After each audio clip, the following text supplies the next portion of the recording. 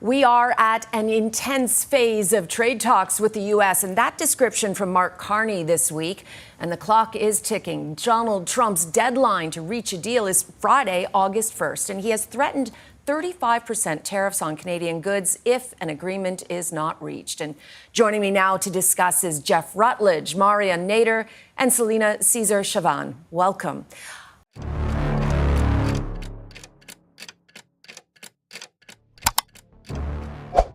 La negativa diplomática no solo interrumpió un canal de suministro, sino que puso de manifiesto un cambio estructural en las rutas institucionales de interdependencia energética. Hay situaciones en las que las decisiones técnicas asumen el papel de vectores institucionales y, sin hacer ruido, alteran rutas que parecían consolidadas. El 10 de enero de 2026, el gobierno de los Estados Unidos formalizó una solicitud al gabinete del primer ministro canadiense para que se realizaran ajustes de emergencia en las condiciones de suministro de gas natural licuado. La solicitud partió del Departamento de Energía, pero fue acompañada de un memorándum firmado por el propio presidente. El contenido era directo. Washington necesitaba un alivio inmediato ante la creciente escasez y el aumento de los precios internos. La respuesta canadiense no solo rechazó la solicitud, sino que hizo pública una decisión estratégica que se había estado gestando durante los últimos 2 años. El gabinete de Mark Carney comunicó que las exportaciones de gas natural licuado de Canadá darían prioridad a los contratos a largo plazo con socios asiáticos, y que esta reorientación comercial era irreversible en el horizonte a corto y medio plazo. Más allá de la negativa, el gesto consolidó un giro diplomático que interrumpió, por primera vez en más de 3 décadas, la lógica de alineamiento automático entre las 2 economías más integradas de América del Norte. El impacto del episodio no se limitó a lo que ocurrió dentro de la sala en ese momento. Los datos divulgados por la Agencia de Información Energética de Estados Unidos indican que, entre enero de 2025 y finales de año, las importaciones estadounidenses de gas natural canadiense cayeron un 40%. En términos operativos, la reducción fue de 9.000 millones a 5,4 millones de pies cúbicos al día. Se trata de una contracción abrupta, sin precedentes, desde la entrada en vigor del Tratado de Libre Comercio en 1989. La escalada comenzó en agosto, cuando Estados Unidos impuso aranceles del 35% sobre una amplia gama de productos canadienses, incluida una tasa específica del 10% sobre los combustibles fósiles y los derivados energéticos. La medida se justificó al amparo de la Ley de Poderes Económicos de Emergencia Internacional, alegando un riesgo para la seguridad nacional. El gobierno canadiense no reaccionó con represalias simétricas, sino con una política de reconfiguración estructural que preveía reducir a la mitad el volumen del comercio bilateral en 10 años. En noviembre, Carney anunció públicamente un plan de $116.000 millones en inversiones para redirigir la matriz exportadora de energía fuera del continente americano. A principios de enero, el plan salió del papel. El primer cargamento de gas natural licuado que partió de la terminal de Kitimat, en Columbia Británica, atracó en el puerto de Incheon, en Corea del Sur. El consorcio responsable de la terminal, formado por grandes operadores globales, ya ha anunciado la ampliación de la capacidad instalada, que se prevé duplicar a finales de año. Además de Kitimat, se han acelerado otros proyectos estratégicos, como la terminal de Xili Sims, que promete un flujo directo hacia Japón y otros mercados asiáticos con precios superiores a los practicados en Norteamérica. Las implicaciones geopolíticas de este movimiento comenzaron a perfilarse con mayor claridad a partir de la reacción de los organismos reguladores estadounidenses. La Comisión Federal Reguladora de Energía comenzó a revisar los calendarios de autorización de nuevas terminales de GNL en Texas y Luisiana, previendo cuellos de botella logísticos y la necesidad de reajustar los contratos de suministro. Desde el punto de vista del consumidor estadounidense, los efectos ya se están manifestando en las tarifas domésticas del gas natural, especialmente en estados como Minnesota, Michigan y Ohio, donde más del 50% de los hogares dependen directamente de este combustible para la calefacción. Las propias proyecciones de la EIA estiman un aumento medio del 28% en los costes residenciales durante el primer trimestre de 2026. Paralelamente, las asociaciones industriales han informado de la presión sobre las cadenas de producción que dependen del gas como materia prima, como el sector químico, de los fertilizantes y de los plásticos industriales.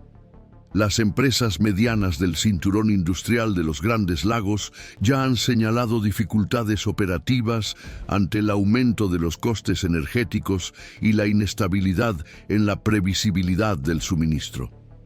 El tema comienza a desplazarse del ámbito técnico al político. Las reuniones de emergencia en el Congreso han contado con la participación de gobernadores y representantes de estados industriales, que alegan pérdidas económicas directas como consecuencia de la actual estrategia tarifaria adoptada por el Ejecutivo.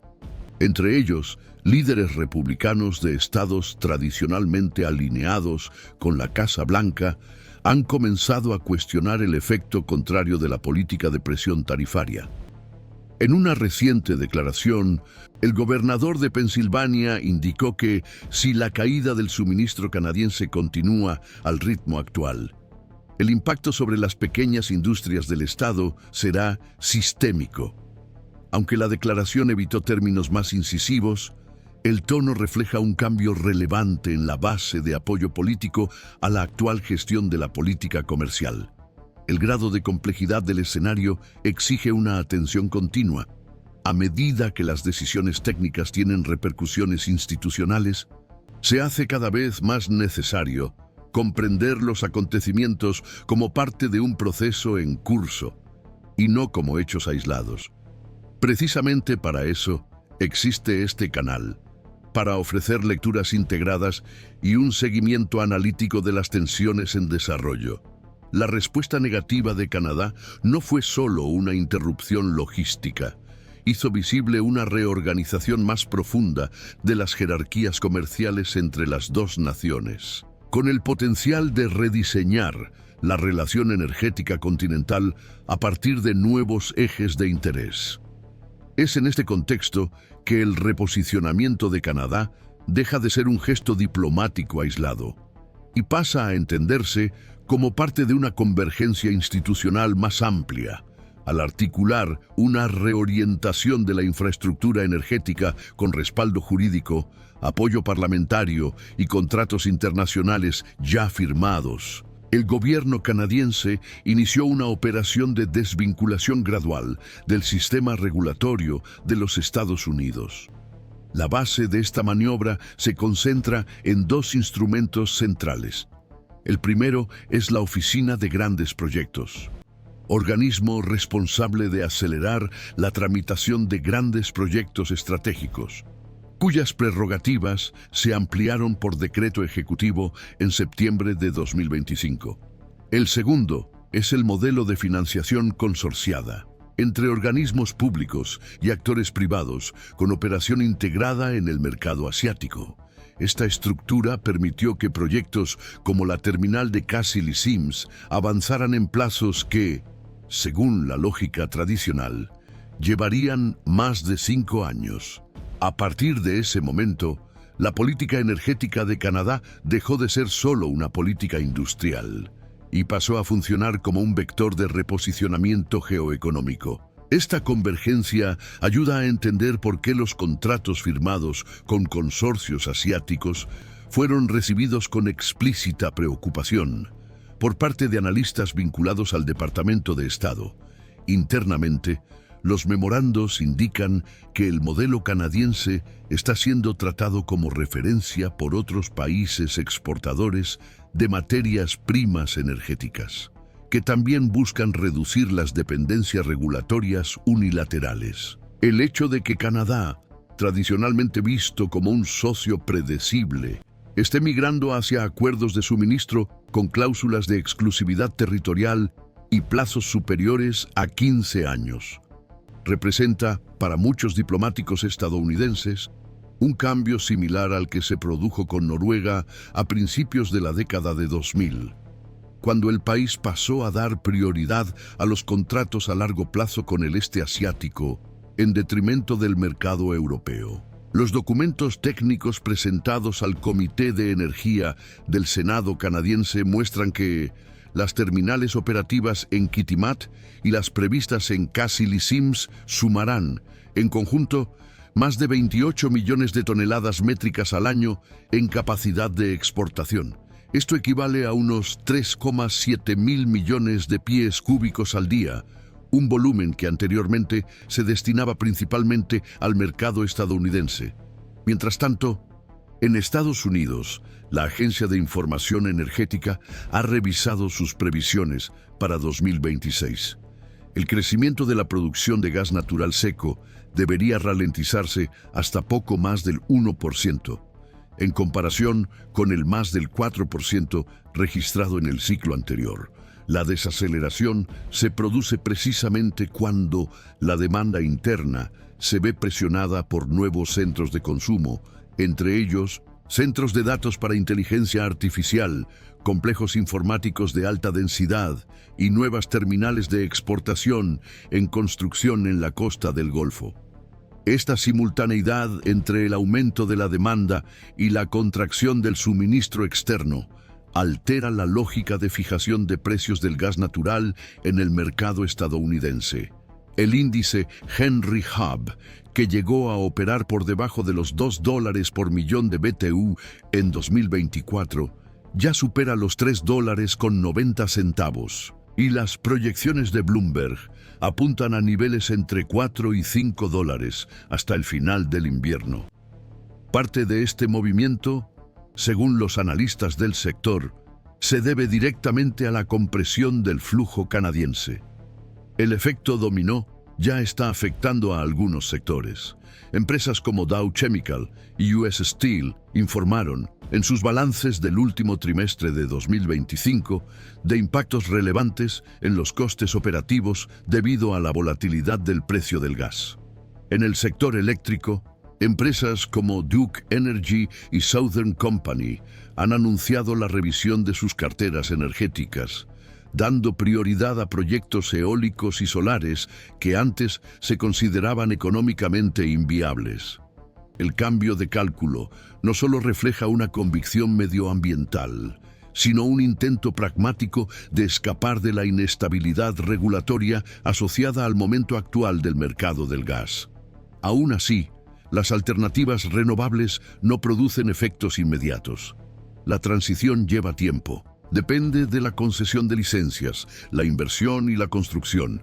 Hasta que estos proyectos estén operativos, los consumidores y los sectores industriales seguirán expuestos a la fluctuación de los precios y a la incertidumbre en el suministro. El desplazamiento también comienza a influir en el debate internacional sobre la seguridad energética. En un discurso pronunciado en Berlín a finales de 2025, el canciller alemán mencionó explícitamente la inestabilidad de la relación energética estadounidense como un argumento adicional para profundizar las asociaciones con proveedores africanos y de Oriente Medio. La referencia a Canadá en este contexto, aunque sea indirecta, señala una lectura compartida por otros actores globales. Cuando incluso los socios más predecibles dejan de considerar a Estados Unidos como destino prioritario, la percepción de riesgo sistémico tiende a extenderse. El informe Top Risks 2026, publicado por Eurasia Group, incluye por primera vez en su lista anual la reconfiguración energética de Canadá, como factor de inestabilidad en la política comercial estadounidense. Según el documento, el enfoque arancelario adoptado por la actual administración no solo no ha logrado contener la diversificación canadiense, sino que ha acelerado decisiones que antes se encontraban en una fase embrionaria. El análisis se ve corroborado por observaciones de expertos como Philip Berleger, quien en un análisis publicado en enero de 2026 afirmó que Estados Unidos está caminando inconscientemente hacia un escenario de vulnerabilidad estructural en el sector energético. El término utilizado por Berleger, sleepwalking into structural vulnerability, caminando sonámbulos hacia la vulnerabilidad estructural, fue retomado por editoriales en periódicos de referencia, lo que sugiere que la percepción de descontrol comienza a sedimentarse fuera de los círculos técnicos. La crítica central es que el uso de medidas de emergencia basadas en dispositivos como la IEEPA, cuando se prolonga en un entorno inestable, genera exactamente lo contrario del efecto deseado. En lugar de reforzar la seguridad, mina la previsibilidad y fomenta estrategias defensivas por parte de los socios.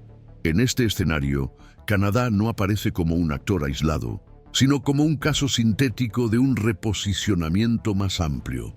La complejidad del tema exige una atención continua para quienes siguen los procesos institucionales con interés en comprender cómo las decisiones económicas se entrelazan con las dinámicas políticas y legales. Mantenerse informado es esencial. Este canal se compromete a realizar un seguimiento detallado, ofreciendo una lectura sistemática de las capas en transformación.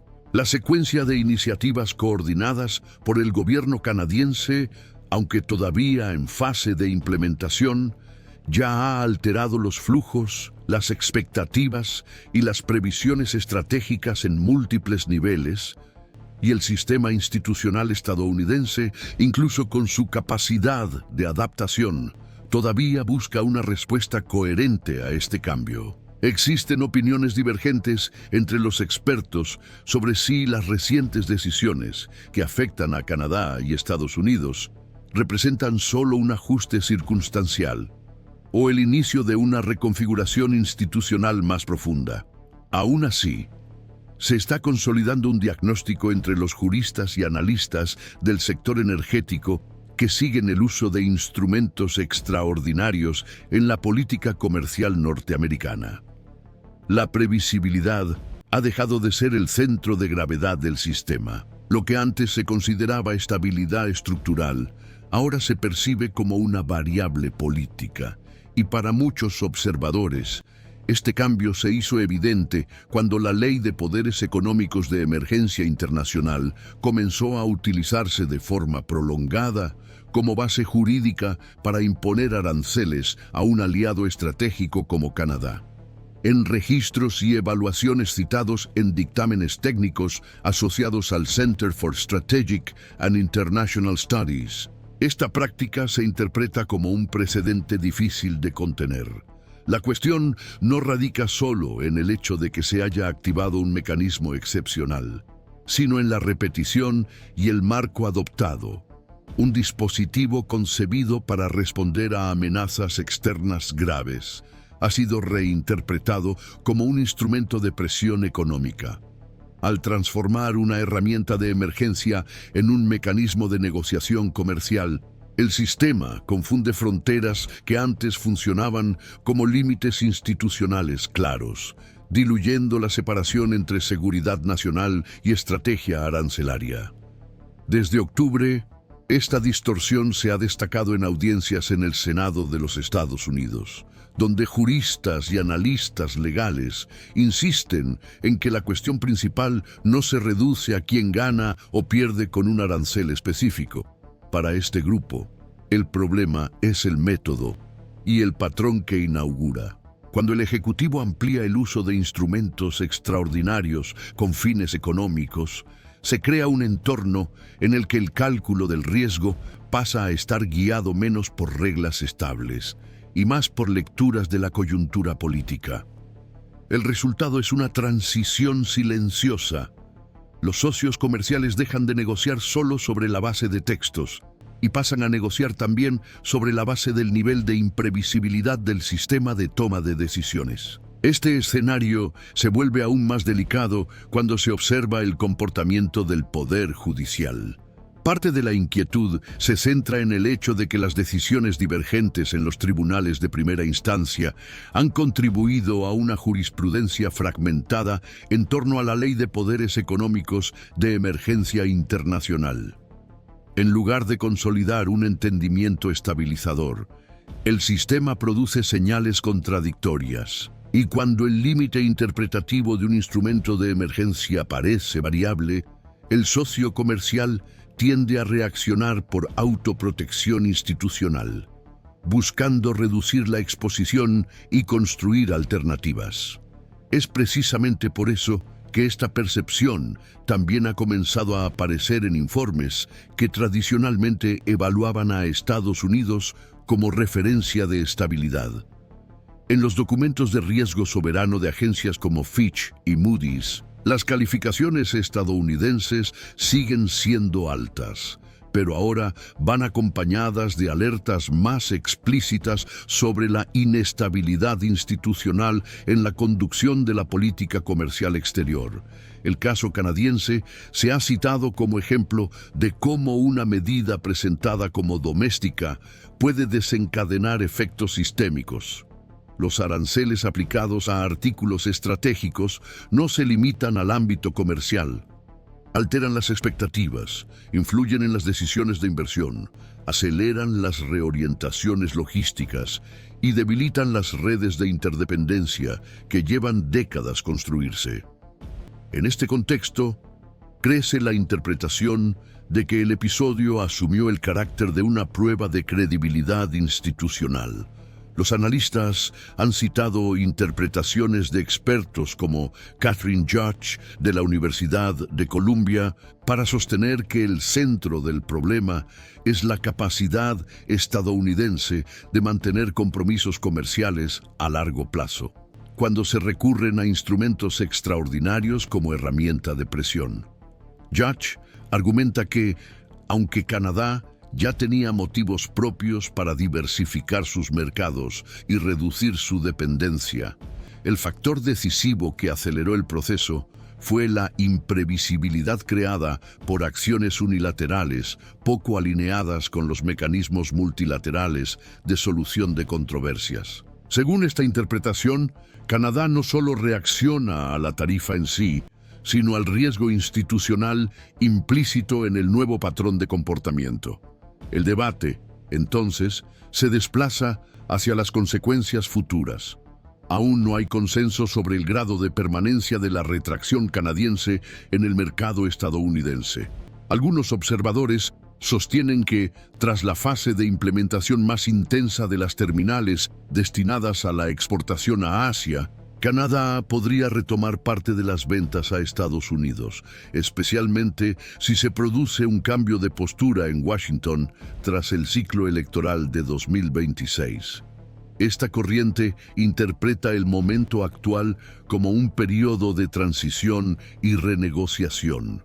Otros analistas, sin embargo, describen el proceso como una reconfiguración estructural. Para esta línea, los contratos a largo plazo firmados con los mercados asiáticos, sumados al volumen de inversiones ya realizadas en infraestructura, indican que el cambio no se revertirá incluso con cambios en el Ejecutivo estadounidense. Esta visión se ve reforzada por las proyecciones de entidades como el Canadian Energy Research Institute, que estima que para 2030, más del 60% de las exportaciones canadienses de gas natural estarán comprometidas con mercados fuera de América del Norte. Es decir, la lógica deja de ser solo política y pasa a ser operativa. Cuando la estructura está construida y los contratos están firmados, el retorno al patrón anterior se vuelve improbable, incluso si cambia la coyuntura. Dentro de Estados Unidos, esta dinámica también ha abierto un nuevo capítulo sobre los límites institucionales del Congreso. El intento de bloquear las tarifas mediante la Ley de Revisión del Congreso avanzó en el Senado, pero fracasó en la Cámara de Representantes. El episodio fue interpretado por los juristas como una prueba de que la capacidad legislativa para contener medidas unilaterales se ve limitada cuando el Ejecutivo invoca justificaciones de emergencia nacional. Nombres como Cass Sunstein, ex asesor de la Casa Blanca, argumentan que el uso recurrente de instrumentos excepcionales debilita el papel deliberativo del Congreso y dificulta la construcción de una política comercial estable y predecible como política de Estado. Para Sunstein, cuanto más se utiliza lo extraordinario como rutina, más se desplaza el equilibrio institucional. El diagnóstico también comienza a circular con mayor frecuencia en el escenario internacional, en reuniones del Grupo de los 20 y en debates relacionados con la Organización Mundial del Comercio. Representantes de países como Alemania, Japón y Australia han comenzado a defender cláusulas de protección contractual contra medidas arancelarias unilaterales, incluso cuando son aplicadas por países anteriormente clasificados como predecibles. Aunque las propuestas se encuentran en una fase inicial, el simbolismo es relevante. Estados Unidos ha pasado a aparecer como un ejemplo de inestabilidad normativa, lo que supone un cambio en la forma en que se percibe al país en los foros multilaterales. A nivel nacional, el tema también ha cobrado importancia política. Los estados más expuestos al comercio con Canadá han comenzado a incorporar la crisis energética en los documentos preparatorios para las elecciones y en los discursos dirigidos a las cadenas productivas locales.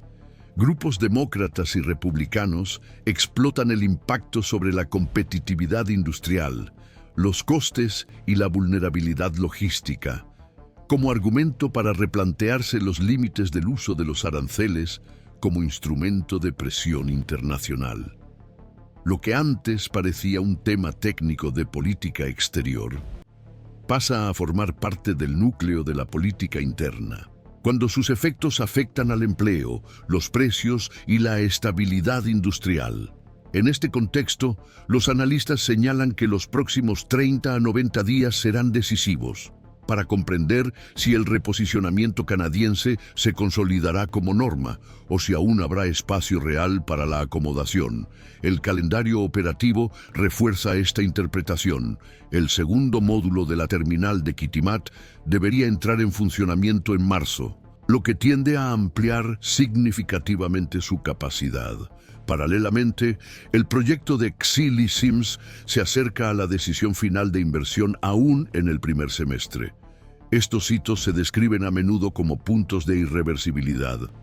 Una vez activados, reducen el margen de retorno, porque transforman la intención en estructura y la planificación en capacidad instalada.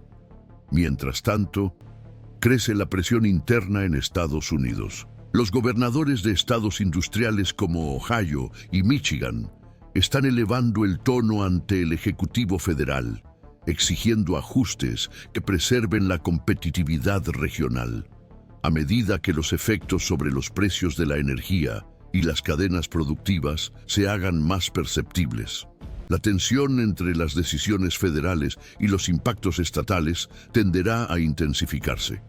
Esto amplía el conflicto institucional interno y aumenta el costo político de mantener medidas que afectan directamente a sectores industriales estratégicos. Por lo tanto, es esencial seguir de cerca los aspectos institucionales del proceso y no solo sus efectos inmediatos. Los cambios estructurales rara vez se revelan de forma clara en el momento en que se producen. Muchos solo se hacen visibles cuando atraviesan diferentes niveles del sistema, desencadenan respuestas interconectadas y alteran las expectativas a largo plazo. Aunque se hayan identificado las causas inmediatas, el alcance real del episodio sigue siendo objeto de debate, y lo que se perfila no es solo una negociación frustrada. Es la exposición de un cambio sistémico en la forma en que se distribuyen la previsibilidad y la confianza institucional entre dos socios históricos.